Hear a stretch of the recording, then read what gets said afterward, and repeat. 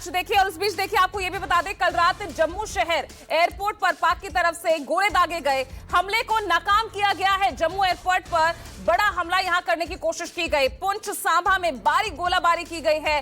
S-400, इस बीच S-400 जिस तरह से एक्टिव रहा और पाकिस्तान के हर मंसूबे को जिस तरह से नाकाम किया गया है। जम्मू में 3 पाकिस्तानी ड्रोन मार गिराए गए। लगातार हम आपको दिखा रहे हैं, ये तमाम अपडेट्स आपको दे रहे हैं। कल बीती रात क्या तस्वीर रही और किस तरह से भारत की तरफ से जवाबी कार्रवाई यहां पर की गई है। और देखिए हमारे साथ आसिफ सुहाग जुड़ गए हैं। आसिफ, इस बीच यहां पर उमर अब्दुल्ला, जम्मू कश्मीर के सीएम, उनका भी ट्वीट आया, निकल गए हैं, जम्मू के लिए रवाना हो गए हैं।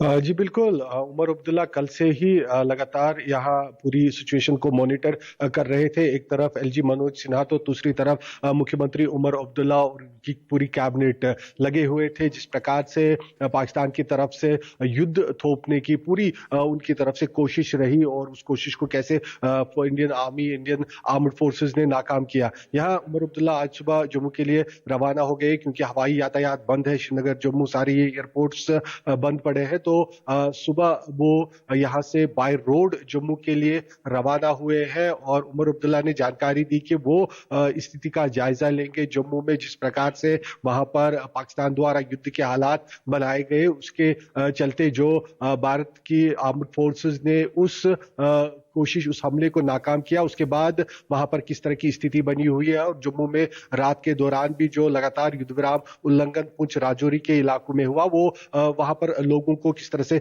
राहत पहुंचाई जा रही है, ये सब वो जायजा लेंगे। और इसको लेकर जो भी जरूरी ऑर्डर्स है या इंस्ट्रक्शंस है वो मुख्यमंत्री की तरफ दी जाएंगे। इससे पहले एलजी मनोज सिन्हा ने भी कल लगातार बैठकें ली थी प्रशासन के आला अधिकारियों की और ये जो है साफ इंस्ट्रक्शंस दिए थे कि जितने भी बॉर्डर इलाकों में वल्नरेबल यानी जो जगह खतरे वाली जगह है, वहां से सिविलियंस को इवैक्यूएट कर सेफर लोकेशंस पर पहुंचाया जाए। लेकिन इस बीच ये भी हमें सूत्र से खबर मिल रही है कि मध्य रात्रि को कल जिस प्रकार से पहले हमने शाम के समय पाकिस्तान द्वारा किए गए इस हमले को नाकाम किया, जम्मू कश्मीर में जम्मू से लेकर यहाँ दक्षिणी कश्मीर के अनंतनाग और लद्दाख के एयरपोर्ट तक भी ड्रोन देखे गए थे, जिन्हें भारतीय आर्म्ड फोर्सेस ने ध्वस्त कर दिया। जिस तरह से हमारे जो एयर डिफेंस सिस्टम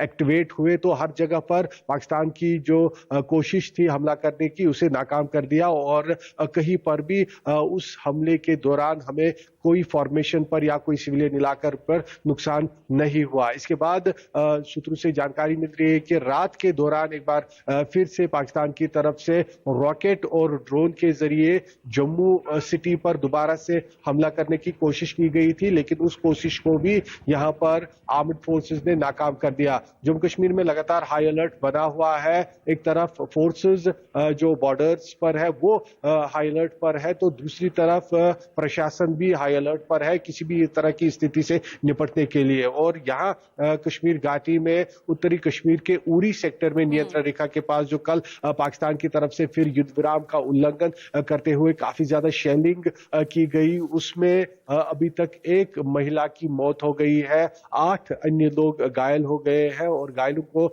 वहां से इवैक्यूएट कर हॉस्पिटल भी पहुंचा दिया गया है। कुपवारा में भी युद्ध विराम उल्लंघन की वहां पर तस्वीरें देखने को मिली। पाकिस्तान की तरफ से वहां पर भी कई इलाकों को निशाना बनाया गया, लेकिन पाकिस्तान को वहां पर भी मुक्की खानी पड़ी। तो छोड़ेंगे नहीं, ये तो सीधे तौर पर पहले ही पाकिस्तान को आगाह कर दिया गया था, लेकिन उसने नहीं सोचा होगा। यहाँ पर मैं जगदीप दहिया सर आपके पास आ रही हूँ, उसने कभी सोचा नहीं होगा कि अगर वो ऑपरेशन सिंदूर का जवाब देगा तो उससे और कड़ा जवाब उसको भारत की ओर से मिलेगा। पूजा जी, आपका बहुत बहुत धन्यवाद आपके प्रोग्राम में आमंत्रण के लिए। और ये जो आपने बात कही है, ये कि करार जवाब मिलेगा, यही भारत की भी स्ट्रेंथ है, यही भारत की सोची सुलझी भी रणनीति है। हम जब से हमारा पहला स्ट्राइक हुआ था अगेंस्ट टेररिस्ट इंफ्रास्ट्रक्चर जो हमने गिराए थे 9 टारगेट्स, तभी से हम कह रहे हैं कि हम इसको आगे बढ़ाना नहीं चाहते। और ये जो एस्केलेशन जो हमने भी जो हमला किया है वो आपने जो एस्केलेशन शुरू की थी पहलगाम में जो उन्होंने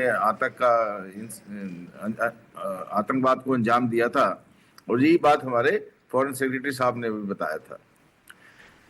अब पाकिस्तान की स्थिति ये है कि वो करे तो मरे, ना करे तो मरे। करे तो भारत बहुत उसका तगड़ा जवाब देगा, अगर ना करे तो उसको अपनी जनता को बताना पड़ेगा, खासकर उसकी जो आर्मी है वो बड़ी अभी मुश्किल स्थिति में है, बड़ी दयनीय स्थिति में है कि वो जानते हैं कि उनकी काबिलियत है नहीं। भारत के खिलाफ उनका जो एक बड़ा हथियार था वो था प्रॉक्सी वॉर, और प्रॉक्सी वॉर को खत्म करने के लिए भारत आमदा है और इसको हम खत्म करके मानेंगे। जहां तक कि कल रात के जो इंसिडेंट है, जो भी उसने हमले किए हैं, उससे पहले भी उसने जो हमारे हवाई अड्डों पे जो 15 हवाई अड्डों पे नॉर्थ से साउथ तक, राइट फ्रॉम श्रीनगर से लेके और नीचे भुज तक उसकी जो कोशिश नाकाम रही है जी। अब जब वो ये दोनों कोशिश और कल रात की भी कोशिश उसकी बड़ी नाकाम रही है, क्योंकि हमारा जो एयर डिफेंस है वो बड़ा सक्षम है।